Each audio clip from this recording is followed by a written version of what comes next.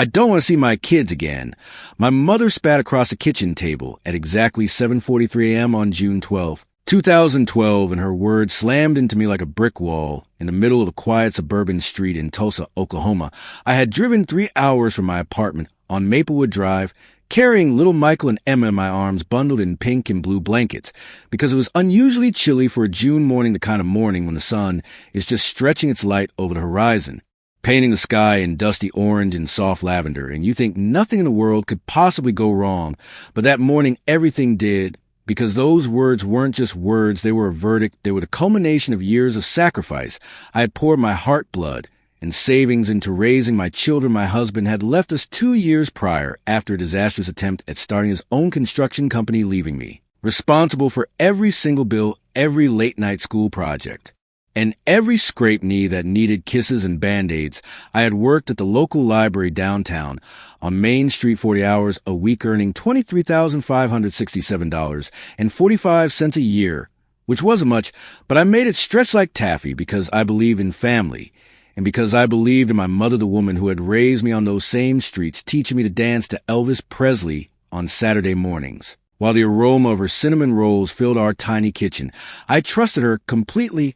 I left my children with her for what I thought would be a few weeks of summer vacation. While I sorted out a sudden medical emergency, my younger brother needed surgery, and I needed to be present in Chicago. The hospital was exacting with schedules, and the surgery was at 3:15 p.m. on June 13th. And I had meticulously packed bags for Emma and Michael, including 3 pairs of socks, each their favorite superhero pajamas, and little notebooks for drawing. I even left a list of exactly what to feed them for breakfast, lunch, and dinner. Because I knew my mother sometimes forgot details. She had Alzheimer's tendencies that were subtle, but I thought manageable. I kissed my kids on the forehead and hugged them tightly, whispering, "Mom will take good care of you. I'll be back in 2 weeks." And she nodded with that familiar sly smile I had trusted for decades. I never imagined that same smile could twist into something so cruel, so irreversible in 15 minutes.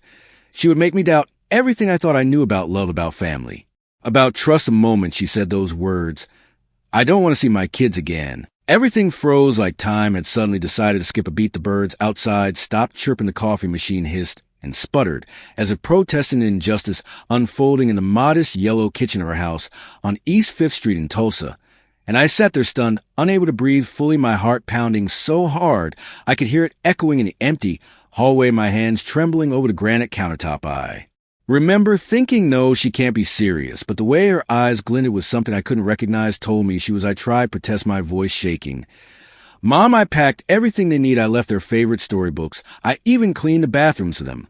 She shrugged, lazily brushing crumbs of sugar cookie off her cardigan.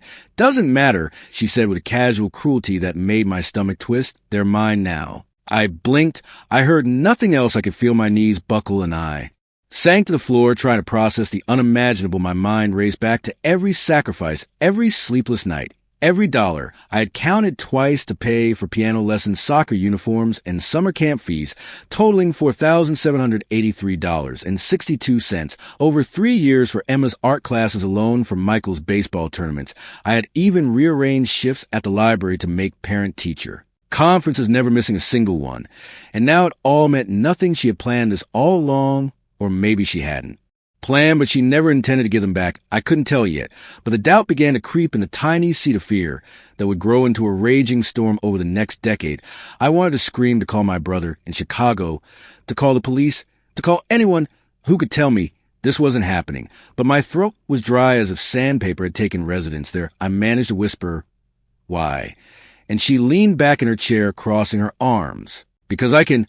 And at that moment I realized the world I had known my whole life, the world where trust and family meant safety, had cracked wide open, and I was standing at the edge of a chasm I had no idea how to cross. Yet I promised myself silently that in exactly 15 minutes I would find out what she truly intended for my children, and whether the love I had assumed she had for them was real or just a mask, the first step in a journey I never asked for, had already begun. If you've ever had someone you trusted betray you in the most personal way possible, please leave a comment below and tell me your story, because what happened next changed everything for me, and you won't want to miss a single detail of how this nightmare unfolded. I remember exactly how it all began. The summer of 1985 in Springfield, Illinois. I was 10 years old. My father had taken me to the local Dairy Queen on Main Street, just past the corner of Elm, and Oak the sun was blazing at 92 degrees, and the smell of freshly cut grass mixed with the scent of hot asphalt hit me like a wall. As he handed me a small cone of chocolate soft-serve ice cream, I licked it slowly, savoring every drip, because back then I had no idea that life would demand so many small sacrifices for me in the future. I grew up in a modest yellow house at 214 West Maple Avenue, a 2-story brick with white shutters and a creaky wooden porch where I spent countless summer evenings with my mother teaching me to knit, while listening to the crackling sound of radio tuned to 101.3 FM oldies, playing the Supremes. And the Four Tops, I could smell the faint aroma of her lavender perfume lingering in the kitchen as she stirred tomato sauce for dinner, while humming softly she was. Always there, I could always count on her, and I loved her for it. And I thought that love was mutual, that she would always be my protector, and later my children protect her too. But life has a cruel sense of irony. I had always been a child who worked hard for small achievements like saving my allowance every week, which came to $3.75 to buy a set of colored pencils for school art projects or skipping Saturday. Matinees to help mom pay utility bills, which totaled $137.42 a month on average. But I never complained because Family Matter, my mother taught me the same lesson. She said, "Wilson, if you can't care for your own, you can't care for anyone else." And I internalized that. I never questioned it. She became my mentor in ways subtle yet profound. She encouraged me to take my first job at the local library downtown on Jefferson Street at 15, where I earned exactly $5.25 an hour shelving books and helping patrons, because she believed knowledge was power, and I believed her every word. I thought by following her teachings, I was creating a legacy of love and responsibility that would one day benefit my children in ways unimaginable later. When I had Emma and Michael, I applied every lesson she had taught me. I enrolled them in Little Stars Montessori on Lincoln Avenue, where tuition alone was $7,234.56 per year. I arranged playdates at neighbors' houses for socialization. I even drove them myself every morning at 7:05 a.m. through morning traffic, listening to the faint buzz of the AM radio and singing along to Sweet Caroline by Neil Diamond, just like she had sung to me decades earlier. I cooked dinners from scratch, measuring exactly 2.5 cups of rice for Michael's favorite stir-fry and 1.75 cups of macaroni for Emma's pasta night. I folded their clothes at 8:37 p.m. each night after bath time and left notes in their lunch boxes that said things like, "Mom loves you more than the stars," or "Remember to be kind today," because I wanted them to grow up feeling safety and love the way I had once felt it from my mother. I often remembered our own childhood traditions, the school carnivals at Jefferson High, where she would buy me a caramel apple for $1.25 every September, the snowball fights on Maple Avenue in December, when we'd end up dripping wet, laughing uncontrollably. Those memories became my blueprint for parenting, my blueprint for trust. One believed in the sanctity of family above everything. So when I handed my children over to her care that June morning in Tulsa, I thought it was a continuation of that blueprint, a sacred trust that would honor decades of devotion. But the cracks were invisible at the time, hidden beneath smiles and the smell of cinnamon rolls and lavender perfume. My mother's sly encouragements had always seemed playful little nudges like, "Wilson, you'll see one day your kids will be your pride." Now I realize those words were a double-edged sword. I trusted completely. Because she had taught me to trust fully, I left the three of us on her porch exactly at 8:12 a.m. and waved as she shut the cherry red front door behind her that would squeak just like it had in my own childhood. And I told myself everything would be fine. The irony is suffocating. I had invested not just money or time, but decades of emotional energy shaping every detail of their lives, believing the system of family I inherited would protect them.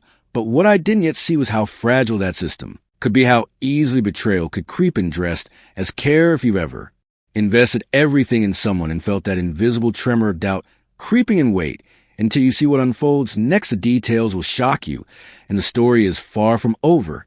By the time Emma turned 6 and Michael had just celebrated his 4th birthday on September 14th, 2009, I had already spent $12,467.89 on after-school programs alone.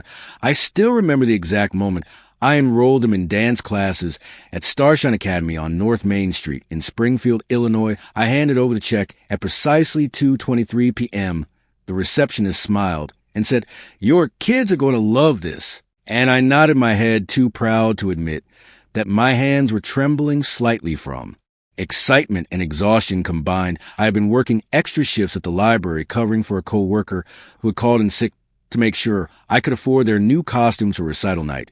I remember the way Emma's eyes lit up when she saw the pink tutu with sequins shimmering under the fluorescent lights. She twirled in the tiny studio with a grin that stretched from ear to ear, and Michael clapped enthusiastically from the sidelines wearing his little superhero cape.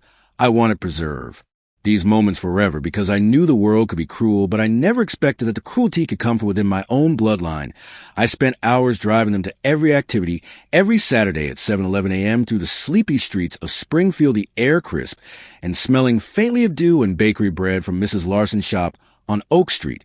I learned to memorize every pothole, every stop sign, every shortcut because I wanted them to arrive on time. And smiling one afternoon, I even caught my mother watching me from the car parked across the street.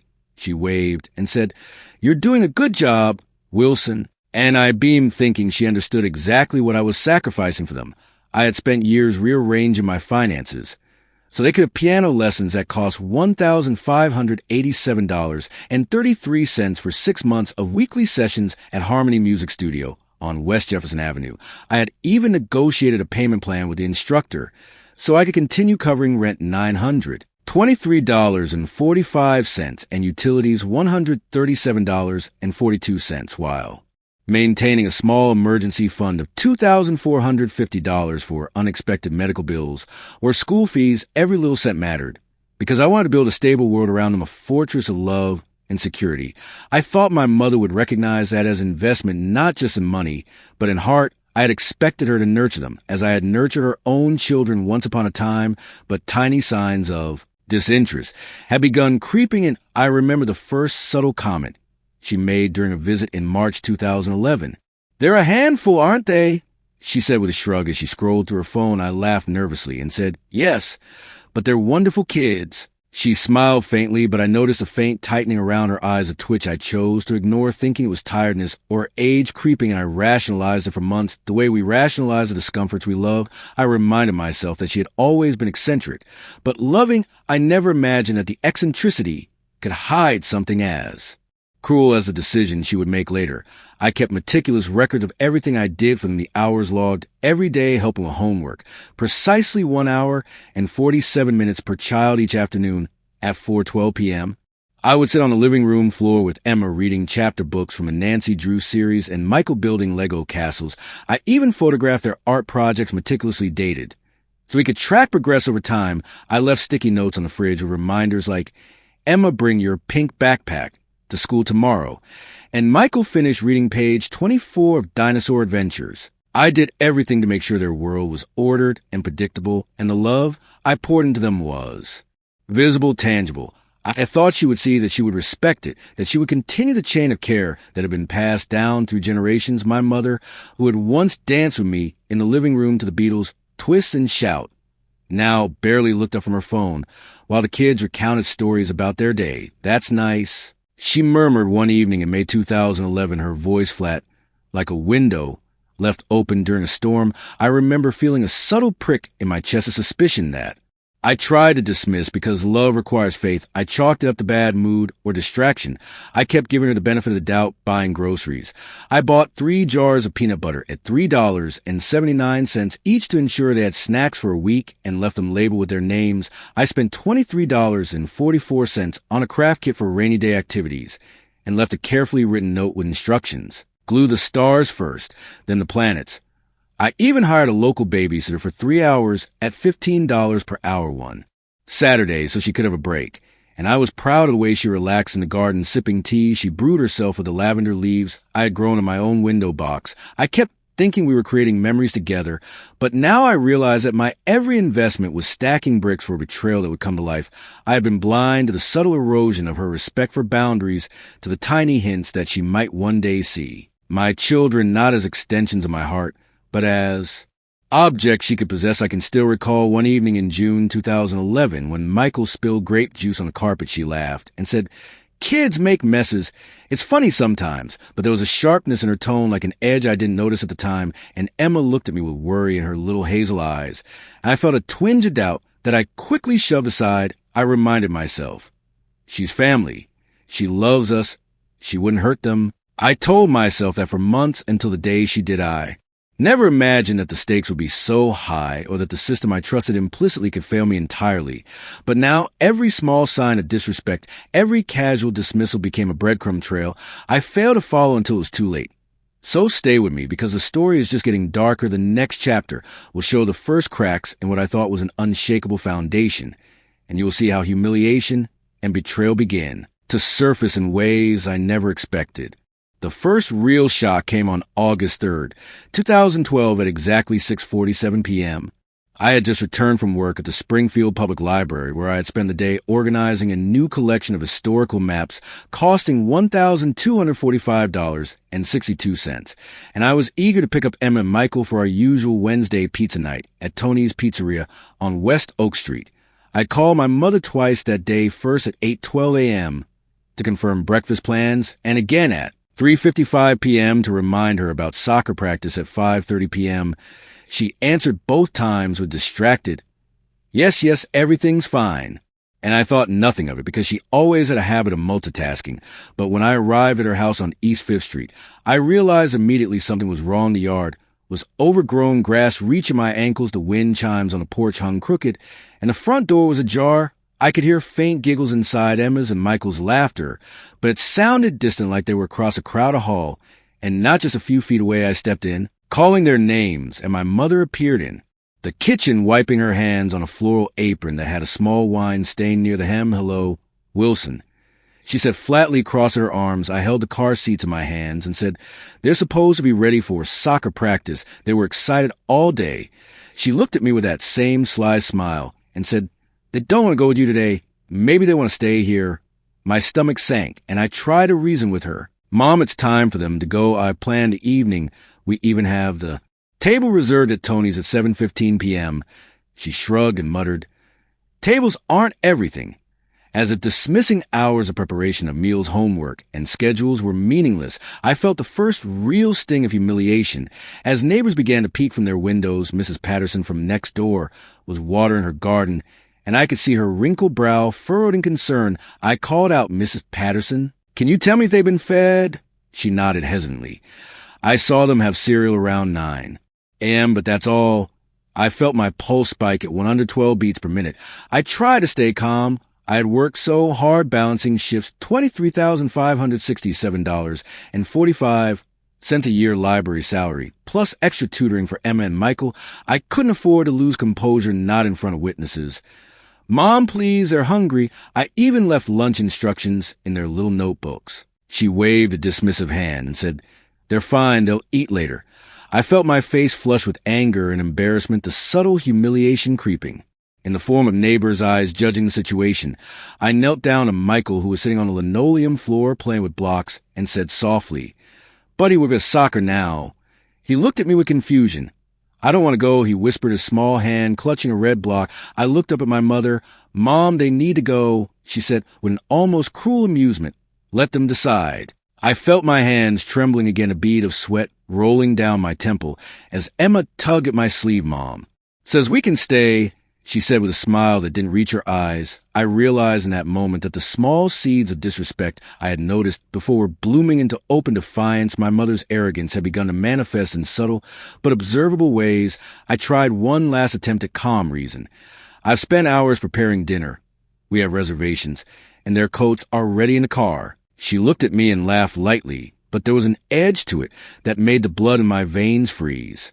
Wilson, you always overthink everything, and I could feel the weight of every sacrifice, every dollar. $4,783.62 on Emma's art classes, $12,467.89 on after-school programs every late night, helping with homework, folding tiny socks at 8:37 p.m. I had spent years investing my heart into these children, and now it seemed to me nothing under her gaze. My mother, who once danced with me to Elvis Presley records, was now orchestrating a slow humiliation in broad daylight. I stepped outside, trying to get them into the car, but she blocked the door. I said they stay, she said flatly, and the wind picked up, scattering the scraps of a grocery receipt, $23.44 craft kit purchase across the porch, as if nature itself were conspiring with her arrogance. I Could hear faint footsteps in the neighbor across the street, a teenage boy filming on his phone, his mom peeking from the window. I felt the sting of public scrutiny, the subtle embarrassment, the first real test of my dignity. Building the story betrayal layer by layer, I had hoped to resolve this peacefully. I had hoped for cooperation. But the seeds of escalation had been planted. The tension between her arrogance and my desperate effort to protect my children was now visible to the world, and I realized this was only the beginning of a storm that would grow in intensity over the coming months. I took a deep breath, trying to steady my voice. "Mom, this isn't right. Please give them to me." She leaned back, crossed her arms, smirking slightly.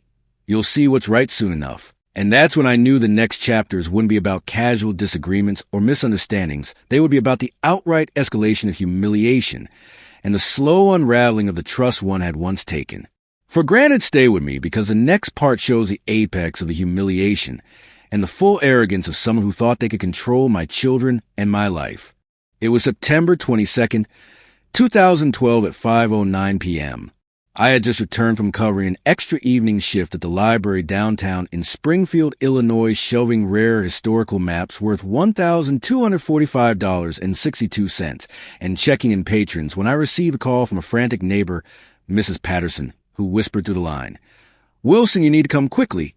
I think your mother is keeping the kids." I didn't hesitate. I jumped into my car, a 2008 silver Honda Civic, with exactly 72,435 miles on the odometer, and drove through the dimming streets, navigating potholes I had memorized over the years, and arrived at 5:37 p.m., the porch light flickering, casting elongated shadows across the overgrown lawn, the wind rustling dry leaves like whispered warnings. I ran up the steps and banged on the door, but she didn't answer. Immediately, Emma's little giggle echoed from the living room, and Michael's quiet, "I don't want to go," followed by my mother's flat, "Let them stay," made my stomach drop. My pulse hit 118 beats per minute as I realized the public humiliation was escalating. She wasn't just defying me privately. She was now performing it openly in front of neighbors. Mr. Thompson across the street had come out with his phone, recording the scene. Teenage girls from next door were peeking through the blinds, whispering. I could see their worried expressions. I tried to reason one last time, my voice trembling.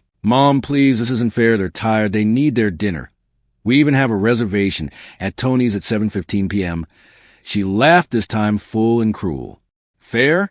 Wilson, you never understood what fair means, you think. Because you pay bills and drive them to dance lessons, you can control everything." I felt the sting in my chest, a deep ache, as if every dollar spent, every sacrifice I had made $4,783.62 on Emma's art classes, $12,467.89 on after-school programs, for Michael's soccer tournaments, $3,124.50 for summer camp tuition, was evaporating into thin air, and all she did was wield it against me like a weapon. She blocked my path to the door, crossing her arms smugly, while Michael hid behind her legs and Emma clutched her pink backpack like a shield.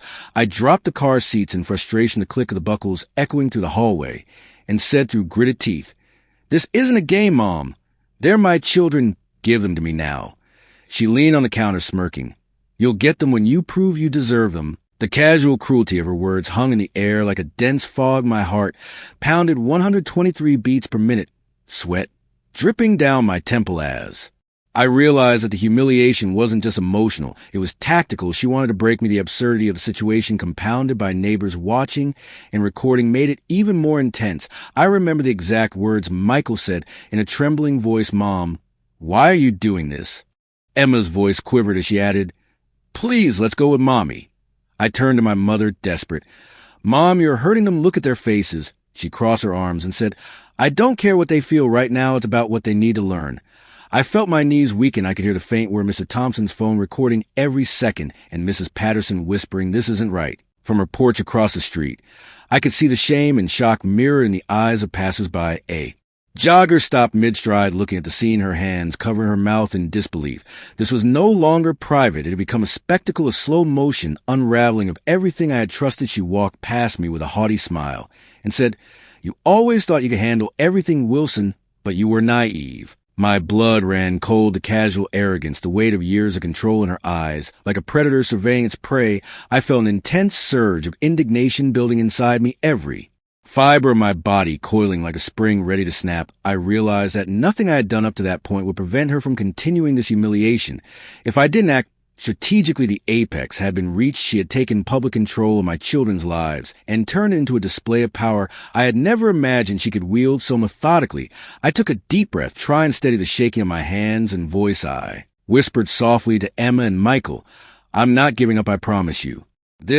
My mother paused mid-step, turning her gaze to me, slowly realizing, perhaps for the first time, that the child she had raised was no longer naive. The first cracks in her confidence appeared, and I felt a glimmer of hope that even at this apex of humiliation, there was a way forward. The next steps would require strategy, patience, and courage, because the storm had reached its peak, and only the moment of awakening could begin the reversal. Stay with me, because in the next chapter you'll see the first sparks of clarity. The moment I realized I would no longer accept this injustice, and what that meant for everything I had built with my children.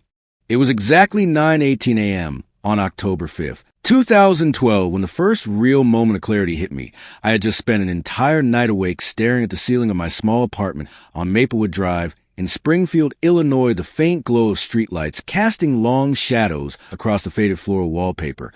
I replayed the previous day's humiliation over and over in my head, the way Emma clutched her pink backpack, the way Michael hid behind her legs, the laughter of neighbors turned into whispers of judgment echoing like ghosts in my mind.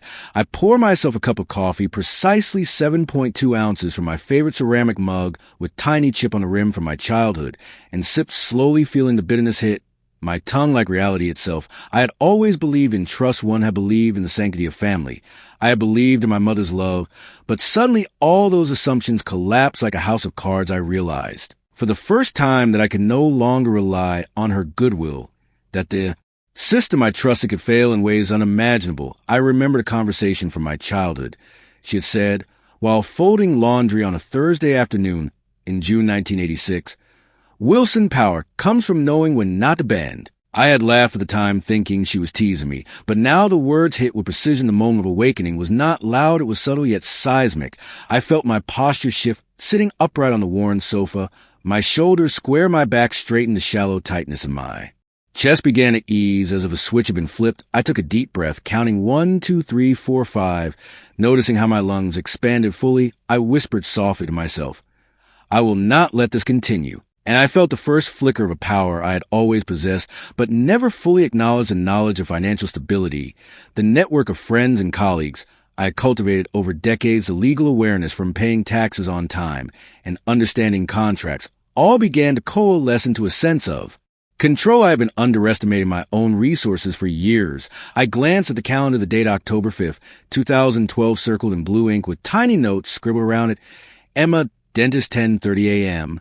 Michael's soccer, 4:15 p.m. And I realized that every small detail I had meticulously organized was a tool I could leverage rather than a burden. I remember the exact amount I had saved over the past 5 years, $24,657.92, earmarked for emergencies. A ledger still open on my kitchen table, the ink smudged slightly from hurried calculations. I smiled faintly, realizing that this very number represented freedom, opportunity, leverage I could use to regain control, not just for me, but for my children. I reviewed the events that had brought us to this point, the subtle dismissals, the casual arrogance, the moments I had ignored small hints of her intent, and I saw clearly the pattern forming, a blueprint for betrayal she had followed for months, perhaps unconsciously or perhaps deliberately. I could no longer ignore the signs. It was time to act, but not recklessly, strategically. I began listing options, legal recourses, friends I could call, witnesses I had the contact information of, neighbors who had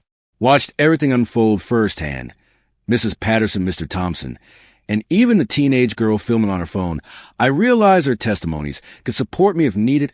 I thought about the emotional toll on the kids and decided that every move would be measured, protective, and precise. I stood up from the sofa at 9:52 a.m., the hardwood floor cold beneath my feet, and felt a tangible shift inside, a newfound calm, determination, replacing panic for the first time in weeks. I walked over to the window, facing East 5th Street, noting the exact angle of the sunlight piercing through the leaves, and imagined every step I would take from now on. I visualized approaching my mother not with desperation, but with strategy, with quiet authority. The awakening wasn't about revenge. It was about reclaiming justice for my children. And finally seeing the truth clearly for what it was, a faint smile returned to my face. I glanced at Emma's and Michael's photos pinned above the bookshelf, their little faces frozen. In moments of joy, and I whispered softly, "I will bring you back." The calm in my voice contrasted sharply with the storm of indignation and humiliation that had consumed me in the past days, and I knew that from this moment on nothing would be the same. I was no longer a passive victim. I was a parent fully aware of the power I possessed, ready to act, and in exactly 15 minutes, I began putting the first pieces of a plan into motion that would set the course for what they couldn't have imagined. The next chapter will reveal the consolidation of this decision, the strategic preparation for the confrontation ahead, and the unmistakable signs that the tide was turning. Stay with me, because the story is about to shift from despair to decisive action, and you will witness the birth of a parent's unyielding resolve. By October 5th, 2012, at exactly 10:17 a.m., I had moved from mere awakening to full strategic consolidation. I had spent the previous hour mapping out every possible outcome on a legal pad in my Springfield apartment, the pages covered with precise number schedules and notes in my handwriting small, but legible. 7:30 a.m. Monday, piano lesson. Reminder 5:15 p.m. Wednesday, soccer pickup. 8:42 p.m. bedtime story reading, and every small detail of my children's routine meticulously accounted for. I realized the first step in regaining control was preparation, not confrontation. I pored over bank statements totaling $24,657.92, earmarked for emergencies, meticulously noting the date each deposit cleared, the amounts $1,200, $3,450, and 75 cents, $987, and 32 cents, a pattern of financial liability I had maintained to protect my family, and realized this was a leverage I could use. I drafted a mental timeline of potential moves. If my mother continued to resist, I identified key witnesses: Mrs. Patterson from next door, Mr. Thompson across the street, the teenage girl filming the previous confrontation on her phone, all of whom could corroborate the events I had endured over the past months. I set my strategy to prioritize the children's safety first and humiliation second, but still ensure that the legal and social consequences for her would be undeniable. I remembered the lessons my mother had taught me in childhood, the importance of timing, patience, and the calculated use of leverage. I realized that all the resources I had amassed over years of careful saving, working extra shifts at the library, earning $23,567.45 annually, plus freelance tutoring, and after-school programs, $12,467.89 invested in their growth, now gave me an unexpected advantage. I reviewed every detail of my mother's daily habits: her tendency to nap at 2:15 p.m. precisely after lunch, her weekly grocery runs to the Springfield market on East 6th Street, her predictable pattern of answering calls at certain times. I realized that knowledge was power, and now the tables could shift in my favor. I practiced a conversation I would have with her, imagining her crossed arms and sly smirk, and rehearsed my tone, calm but authoritative. "Mom, this ends today. The kids go with me now." I wrote down every potential objection she could make, and in precise response, I would use each point backed by facts, witnesses, and evidence. I felt a quiet thrill, realizing that her arrogance could now work against her. Every dismissive glance and casual insult now documented in my mind as proof of a pattern of obstruction and emotional manipulation. I reflected on the subtle power I had overlooked in the past: my consistent presence in my children's lives, my meticulous records, every payment receipt, every school note, every signed admission slip. I had preserved all of it, each page a brick in the fortress of evidence I was about to build. I glanced at Emma's and Michael's school photos on a wall and felt a rush of protective instinct that transformed into calculated determination. I made a list of allies, including my brother in Chicago, who had recently returned from his business trip and could intervene if needed. I noted times when local authorities could be contacted if escalation occurred, and rehearsed in my mind every phone number and protocol I might need. I took a deep breath, noticing precise chill of the morning air seeping through the slightly open window, the faint hum of traffic outside, and the faint smell of cinnamon from the candle on the counter. I felt grounded in the physical world, but mentally primed for action. I realized that I had reached a pivotal moment where hesitation was no longer an option. The awakening of the past hour had crystallized into decisive clarity. I was no longer simply reacting to her cruelty. I was anticipating, preparing to neutralize I noted the exact moment on the legal pad, 10:45 a.m. Action begins within the hour if resistance continues. And I smiled, faintly feeling a surge of empowerment. I could almost sense the shift in the energy around me, as if the universe was acknowledging that the tables were about to turn. The next chapter will reveal the first subtle signs of the reversal, the initial plot twist that will begin undermining her control, and show witnesses beginning to recognize the shift to calm before the storm. The precise moment when the pendulum begins to swing. Stay with me, because what comes next is the first taste of justice, the initial cracks in the facade of control, and the undeniable emergence of my latent power as a parent determined to reclaim what is rightfully mine. It was October 5th, 2012 at exactly 11:03 a.m. when the first tremors of reversal appeared. I had packed a small folder containing meticulously organized records, every bank transaction, tuition, receipt, $12,467.89 spent on after-school programs, exact times of piano lessons, 7:30 a.m. Tuesdays, soccer practices, 5:15 p.m. Wednesdays, every note Emma and Michael had written home over the past year, every photograph capturing moment of care and supervision. I knew that facts alone weren't enough, but combined with timing and witnesses, they could shift the balance in my favor.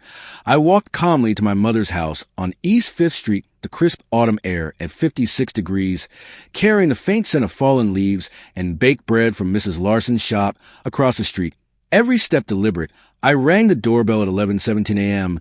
She opened it slowly, her eyes narrowing, a flicker of arrogance still visible, but I noticed the first trace of uncertainty. I said firmly, "Mom, I need to speak with you about the kids." She crossed her arms, smiling faintly. "Wilson, you always come barging like you own the place." I stepped back, but didn't falter. I come armed with facts, with witnesses, with schedules, with receipts and timelines. Every moment I have spent with them is documented and verifiable. She laughed lightly, but there was an edge of tension creeping into her voice. "Facts won't change how I feel." I held up the folder. "Maybe not your feelings, but they will show what is right and what is fair." At that precise moment, Mrs. Patterson peeked from her porch and whispered softly to herself, "Finally, someone is standing up." A small crowd had begun to notice the interaction, including Mr. Thompson across the street, holding his phone poised to record the scene. I noticed Emma's eyes peeking through the half-open curtains, her little hands gripping the windowsill, and Michael's hesitant steps toward the door. I smiled, faintly reassuring them silently. "It's okay, I've got this."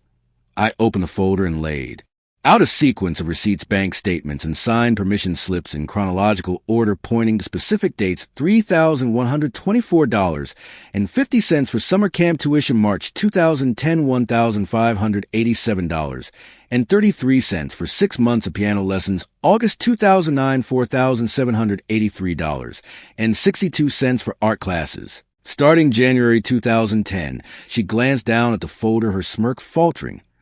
"Where did you get all this?" I said calmly, "I've kept it all carefully because I knew one day I might need to prove that every decision I made for their welfare was in their best interest." I could see the subtle shift in her posture, her crossed arms loosening slightly, the first cracks forming in the carefully maintained facade of control. I continued, "Mrs. Patterson and Mr. Thompson witnessed how you blocked the kids from leaving last month. You dismissed me in front of the neighborhood, and now everyone knows the sequence of events." Emma's face appeared at the door, slightly smiling. "Mom, they're right," she whispered softly. I noticed my mother's gaze flicker from me to the folder, to the neighbors, her arrogance replaced by hesitation. For the first time, she muttered, "Wilson, this is a lot." I maintained calm, steady tone. "It's not just a lot, it's everything I have done to protect them, and what you attempted to withhold." At that moment, Mr. Thompson held up his phone and said clearly, "I saw everything last month, it's all here if you need a statement." The teenage girl from next door, now visible at her window, whispered, "I have it recorded too." I could feel a surge of power rising inside me, not from anger, but from clarity, from preparation, from a sense of righteous authority. My mother's confidence wavered, the sly smile disappeared, leaving only tight lips and shifting eyes. She had underestimated the depth of my preparation, the network of allies I had built over years, the meticulous documentation, and the resolve that had crystallized in the previous hour. I gestured toward the folder. "Everything you thought gave you control can be countered with facts and witnesses, and the unwavering commitment to my children's well-being." She inhaled sharply. I saw the tension in her shoulders, a tiny twitch of her left hand. She had never been confronted like this before, her temporary power beginning to crumble, and I knew the first phase of revelation was complete. The pendulum had started to swing, even if she didn't yet. Admit it internally, the story had begun to flip in real time. Stay with me, because the next chapter will confirm the full extent of the shift, the total reversal of perceived power, and the undeniable emergence of justice in motion. And you will see the first hints of awe and shock on her face as the truth began to dawn. It was October 5th, 2012 at exactly 11:46 a.m. when the full confirmation of the reversal became undeniable.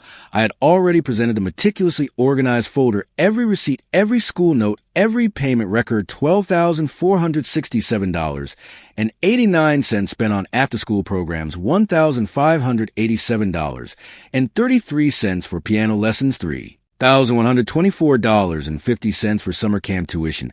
I had arranged witnesses, Mrs. Patterson, Mr. Thompson, and even the teenage girl who had recorded the previous confrontation. The autumn air at precisely 57 degrees carried a faint scent of cinnamon from the bakery across the street, and the low-hum cars on East 5th Street provided an almost cinematic soundtrack. As my mother's carefully maintained arrogance began to unravel, she stepped back slightly for the first time in months, her eyes darting from a folder to the assembled neighbors to my calm, confident stance. "Wilson, this." "I didn't," she faltered, her voice thin and uncertain. I continued steadily. "It's exactly what you attempted to do, Block. The kids deny their autonomy and publicly humiliate me. Now witnesses and documentation show the truth. Every act, every dismissal, every casual insult." Emma appeared fully at the door, clutching Michael's hand, and whispered softly, "Mom, they're right." Michael nodded slightly, and I felt a surge of protective pride. The crowd of neighbors had gathered, now several people stopping mid-step to observe, Mrs. Patterson whispering, "I can't believe she tried that," and Mr. Thompson nodding into his phone. "It's all here recorded." My mother's shoulders slumped, a confident stance she had wielded like armor for years now crumpled under the weight of exposure. She muttered, "Wilson, you have everything." And the admission was unintentional, but complete. I gestured calmly, "Not everything, but enough to show that manipulation and obstruction will not prevail." The teenage girl, now clearly holding her phone up for anyone who doubted the story, added, "I recorded the entire block, the entire argument last month."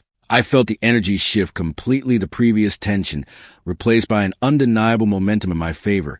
She finally crossed her arms, but this time without confidence, her face pale slightly under the sunlight that filtered through the leaves, her smirk on, replaced by tight lips and shifting eyes. The subtle power I had held internally now radiated outward, my calm authority evident in the presence of witnesses. Every neighbor present felt the weight of truth, settling the children's reactions, reinforced the reversal. Emma smiled faintly, Michael's small nod confirming their trust in me, and I realized in that moment that the apex of control had fully shifted. I said clearly, "From this point forward, the children's welfare is a priority, not your whims." She inhaled sharply, a faint tremor in her hands, her voice barely above a whisper. I understand."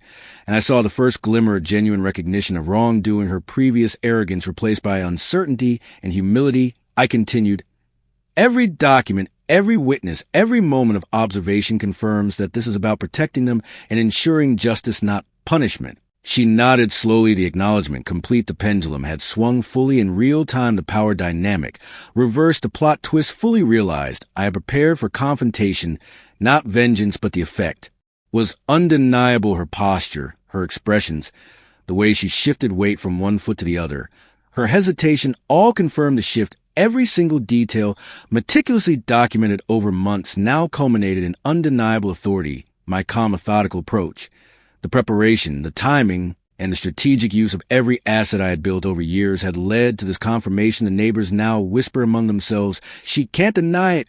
Look at the records." The atmosphere transformed from tension and humiliation to justice and empowerment. I glanced at Emma and Michael, their trust radiating, and whispered softly, "It's over, they're safe now." I had reached the point of full confirmation. The next chapter will reveal the immediate consequences, the first moment of public accountability, the reversal in real time, and the initial satisfaction of justice being enacted. Stay with me, because you will witness how humiliation, control, and arrogance are confronted head-on, and the first pieces of the system finally working in favor of what is right. It was October 5th, 2012 at exactly 12:15 p.m., When the first tangible signs of justice began to unfold, the air crisp at 58 degrees, carrying the faint scent of coffee from the corner cafe across East 5th Street, I had walked calmly with Emma and Michael from my mother's house to my car, a 2008 silver Honda Civic 72,435 miles on the odometer, every step deliberate, every movement measured to maintain calm authority. I had already called the Springfield Child Welfare Office at precisely 11:59 a.m. and arranged a consultation. I had emailed the school principal detailing the documented history of the children's schedule and my mother's previous attempts to obstruct pickups, providing exact times: September 22nd, 5:37 p.m., August 3rd, 6:47 p.m., and all receipts, including $4,783.62 spent on Emma's art classes, $12,467.89 on after-school programs, and $1,587.33 for piano lessons. I parked the car at 12:19 p.m. in front of the local library, noting the exact angle of the sunlight across the dashboard and the faint hum of traffic. I opened the folder, once more organizing to show the clear chronological pattern, and walked into the library entrance precisely at 12:22 p.m. The receptionist, glancing up and noting my determined expression, "Wilson, what brings you in today?" I said firmly, "I'm here to ensure my children's welfare is fully recognized and protected." She nodded and led me to a small consultation room, exactly 8 feet by 10 feet, with a window facing Maple Street, where a social worker, Ms. Jensen, awaited with a clipboard. I laid out the documents, carefully pointing to receipts, signed permission slips, dates, and exact times for every event spanning the last 5 years. I explained the repeated incidents where my mother blocked access to Emma and Michael, including witness statements from Mrs. Patterson across the street and Mr. Thompson, who recorded the confrontations on October 5th at 11:17 a.m. The social worker's eyes widened as she reviewed the evidence, her pen moving quickly to jot notes. She said, "Wilson, these are extremely well documented. This is clear evidence of obstruction." I nodded calmly, knowing that the tide had fully shifted. The first administrative actions were immediate. The social worker called the office to begin formal recognition of my custody rights and scheduled a follow-up meeting. Within 48 hours, the sense of momentum was palpable. I felt a surge of validation, not from arrogance, but from rightful action outside the home, every documented fact lining up perfectly with the timeline of injustice, my mother's control slipping away. I received confirmation via text at 12:48 p.m. from Mrs. Patterson. "Wilson, they're all talking about it. Here, you handled that beautifully." Mr. Thompson also messaged, "All the videos are safe and time-stamped. You got this." I could feel the first whispers of public accountability taking shape, the subtle hum of justice in motion, the sense that for the first time in months, the children's safety was being recognized and enforced. The weight of humiliation my mother had imposed started to dissipate with every phone call, every note, every witness statement, and the children themselves responding with tentative smiles. Emma holding my hand firmly, Michael leaning slightly against my leg. I realized that even the smallest steps of documentation, preparation, and calm, measured confrontation had shifted the narrative entirely within the span of hours. I could already sense the growing anxiety in my mother's voice as she called from the porch earlier. "Wilson, what are you doing now?"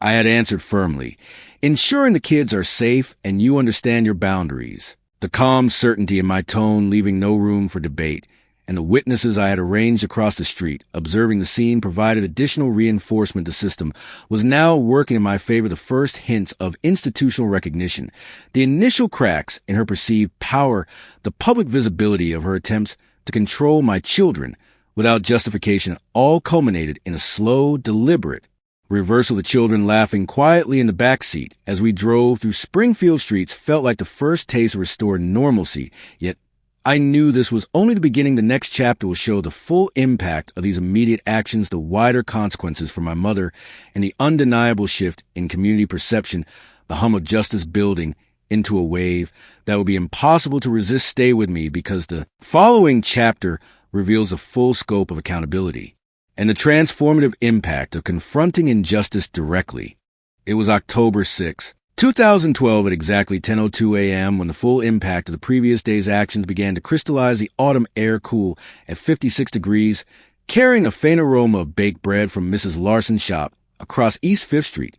I had spent the previous evening reviewing every piece of evidence the folder containing receipts for $12,467.89 in after school, programs $3,124.50 for summer camp tuition, $1,587.33 for piano lessons, every signed permission slip, every note from teachers, and the detailed timeline of my mother's obstruction. I had coordinated with witnesses, Mrs. Patterson, Mr. Thompson, and the teenage girl filming on her phone, arranging their presence at precisely 9:30 a.m.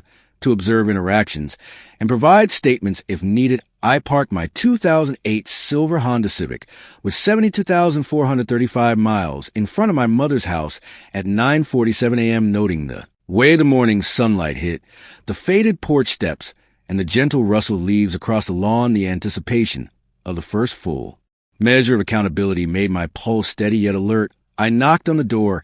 At exactly 9:52 a.m., she opened it slowly, her expression a mixture of residual arrogance and visible tension. "Wilson," she started, but the word faltered as she noticed the neighbors gathering across the street, and the folder in my hand. I stepped forward calmly. "Mom, the actions from yesterday and all the documentation presented show clearly that obstruction and manipulation cannot continue. The children's welfare is non-negotiable." At that precise moment, Mrs. Patterson appeared from her porch holding a notebook. "I witnessed everything last month and today and can provide statements." Mr. Thompson stepped forward with his phone. "I have all recordings time-stamped from the block." The teenage girl waved her phone subtly from the sidewalk and whispered, "I have the video too." The cumulative weight of witnesses, documentation, and public visibility created an undeniable momentum. My mother's previously unassailable authority collapsed further. She stepped back, her shoulders slumping, the tight posture control replaced by hesitation, her lips pressed in and hands shaking slightly. I continued firmly, "The legal system recognizes these events, and your interference will have consequences if it persists." She swallowed audibly, the acknowledgement complete, while I opened the folder to show her specific sequences from September 22nd, 5:37 p.m., August 3rd, 6:47 p.m., and the receipts of $4,783.62 spent on Emma's art classes and $1,245.62 on Michael's soccer tournaments. The precise and irrefutable evidence left her silent. The neighbors whispered amongst themselves, "She can't deny it now. Everything is documented." Emma and Michael stood beside me, small but confident, holding my hands, Emma whispering softly, "We knew you'd protect us." Michael nodding slightly, and I felt a surge of protective fulfillment, a long-term pattern of humiliation, control, and manipulation systematically dismantled in real time. The local social worker contacted me at 10:15 a.m., confirming a follow-up for full custody recognition within 48 hours, and noting the recorded statements and documentation as irrefutable evidence. My mother's previous actions, now publicly visible and corroborated, created a full shift in perception. Even casual passers-by paused, noting the subtle drama unfolding. The initial whispers of judgment and support coalesced into a broader communal acknowledgement that the children's welfare was paramount. I noted the exact sequence of events in my own journal. 10:25 a.m. Witnesses accounted for documentation, reviewed children's reactions, confirmed public awareness, solidifying the impact. Every act she had taken to assert control now appeared transparent, futile, and socially unacceptable. The first tangible institutional consequences were being activated, and a new precedent had begun to form. I glanced at the children's faces, relieved and smiling faintly, their trust in me unwavering and reaffirming the righteousness of the strategy one had executed carefully, patiently, and without unnecessary confrontation. By 10:47 a.m., the full social, legal, and communal impact was evident. The pendulum of power had swung entirely in my favor. She could no longer maintain authority without scrutiny. The ripple effects of public awareness, institutional involvement, and strategic documentation ensured that from this point forward her attempts at obstruction would be limited and monitored systematically. The final phase of justice, restoration, and empowerment had begun, and the next chapter will explore the personal transformation that came from this ordeal. The reflection on resilience, the emotional growth, and the universal lesson for anyone who is faced with betrayal, injustice, and manipulation. Stay with me, because the final chapter will reveal not just the end of conflict, but the enduring lessons and actions every viewer can take to reclaim their own power. It was October 6, 2012 at exactly 11:30 a.m., when I finally took a moment to breathe and reflect on the whirlwind of events that had unfolded the crisp autumn air at 57 degrees, carrying a faint scent of fallen leaves mixed with cinnamon from Mrs. Larson's bakery, seemed almost symbolic of the calm after the storm. Emma and Michael sat quietly beside me on the worn sofa in our Springfield apartment, their small hands clutching mine. I could feel the weight of the past months lifting, the relentless anxiety, the sleepless nights staring at ceilings wondering if my mother would ever relinquish control, had transformed into clarity and empowerment. I glanced at the meticulously organized fold of the evidence that had turned the tide receipts totaling $12,467.89 for after-school programs, $4,783.62 for Emma's art classes, $1,587.33 for piano lessons. Every timeline note and witness statement, compiled with patience and love, had become more than paper. It was a symbol of resilience, strategic thinking, and unwavering commitment to my children. I thought back to the initial moments of despair, the humiliations, the dismissals, the arrogant glances my mother had cast across East Fifth Street, the whispers of neighbors, and the small but painful moments when I questioned my own worth as a parent. And I realized that each of those moments had been a catalyst for transformation, a test that revealed the power I had always possessed, but never fully recognized. I reflected on the universal lesson embedded in this personal story, the importance of preparation, persistence, and measured response in the face of injustice, the realization that empowerment is not born from impulsive anger, but from careful planning and calm determination, and that true justice often requires patience, documentation, and the strategic engagement of allies. I felt the shift in my own identity, the vulnerability I had carried like a hidden weight, replaced by a sense of authority, not over others, but over circumstances, a dignity that could not be undermined, and a calm confidence that radiated to my children. Emma looked up at me and whispered softly, "We knew you'd protect us." Michael nodded slightly, their trust reinforcing the profound impact of standing firm and acting with integrity. I thought about the broader implications for viewers, the countless others who may feel powerless in situations of familial betrayal, obstruction, or manipulation. The story was a testament that no matter how overwhelming the odds may seem, a strategic, calm, and prepared response can shift outcomes. I smiled faintly, imagining neighbors sharing their impressions, Mrs. Patterson quietly telling friends, Mr. Thompson's recordings circulating as evidence, the teenage girl's videos serving as both proof and warning that actions have consequences, a small but significant ripple of justice spreading outward. I turned to the camera as if speaking directly to each viewer. If you've ever felt powerless or doubted your ability to act in the face of injustice, know this: you have resources, knowledge, and strength that may be hidden but are accessible through preparation, observation, and persistence. I pause on the word sink, and never underestimate your power as a parent, guardian, or advocate for what is right. I gestured toward the children. And remember that protecting those who rely on you is not just responsibility, it's a right and an act of love. I encourage engagement. If this story resonates with you, leave your experience in the comments, share this with someone who needs to hear it, and let's create a community of vigilance, care, and empowerment. I added practical growth CTAs, subscribe to the channel, activate the notification bell, so you never miss guidance on handling challenges and reclaiming control.